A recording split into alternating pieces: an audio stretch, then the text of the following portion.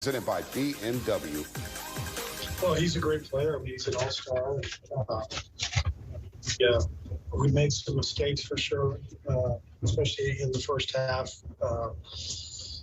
But he took advantage of those mistakes and had a great game.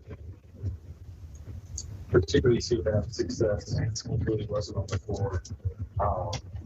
Could you have done more strategically there, or was it just, without a backup center, so maybe different? Yeah, it's tough because, this is a really good three-point shooting team, and he generally is out on the perimeter. So we'll go down on the low block. So there are occasions where we can double head down on the block, and probably missed a couple of opportunities to do that tonight. But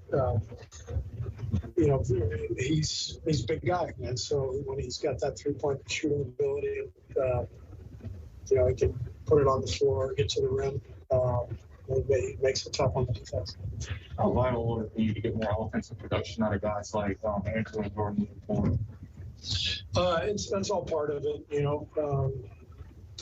I think Jordan and Andrew both had great years, and it'll turn for them.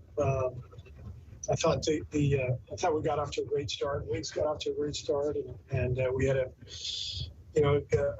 lead in the first quarter, and game kind of got away from us when we went to our bench. We just didn't have a great effort from the second unit. They weren't connected tonight, and that was probably the most disappointing part of the game for me, was just the lack of connection at both ends by the second group. But we're really shorthanded, obviously, and we just got to keep going. We're going to be fine long term. I'm excited about our team, excited about where we can go, but we just got to weather this storm. Draymond is obviously an answer that challenge potentially and a lot of your other issues. What are the issues right now that you feel like are not Draymond's absence related that concern you? Well, I actually liked the way we played, against Dallas the other night. Obviously, other than that 8-minute stretch, played with a lot of spirit, a lot of energy. Our defense was really good. Same thing in Portland. I thought our game against Denver before the break the process was really good. The energy was good.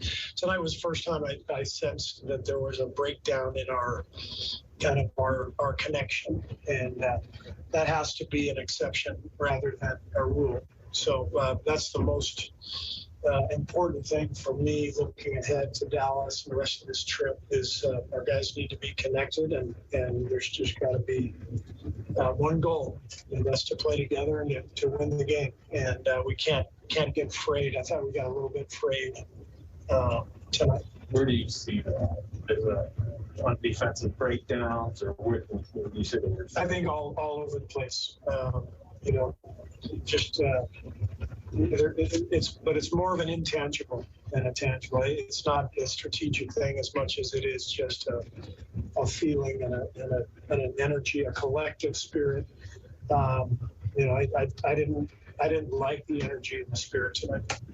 How can the team build more of a connection moving forward? That's what being on a team is all about. That's what my job and the staff's job is about. And I have no doubt that we will get reconnected because we've got great people on our team, and we've got a great culture, and we've established something here that has been a foundation, and Steph sets an amazing tone, and so this was, like I said, the exception rather than the rule. So we'll bounce back.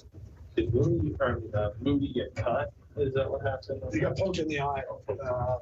I think he got elbowed by Towns on a drive, and he went up to go vertical, and he got elbowed in the eye, and it's pretty bad. I mean, his eye is swollen shut. So. Do you think Clay will play Thursday? I don't know. He's going to meet us in Dallas, and so we'll see him tomorrow. Draymond will be there too, so it'd be good to have those guys there. We'll have good practice tomorrow, and then we'll see if Clay's available. You mentioned Draymond being. Do you need him around more? Yes. When we talk about being shorthanded, we talked a little bit about it before the game in terms of just Jordan sticking in the second unit, and then Moses is out the second half, and Otto has to go in. How much does that, yes, impact the starting lineup, but also just the bench and connectivity as you're talking about in the rapport that they can build together? How much did what affect? Like when you're having such a revolving lineup, particularly with the bench unit, how does that impact the connectivity or just the rhythm? That's the rhythm can be impacted by the changing lineups and the personnel being out, but not the connection. The connection is, like I said, it's an intangible. It's just it's a spirit, it's an energy, you feel it. And like I said, this is the exception. I've felt great about our team all year.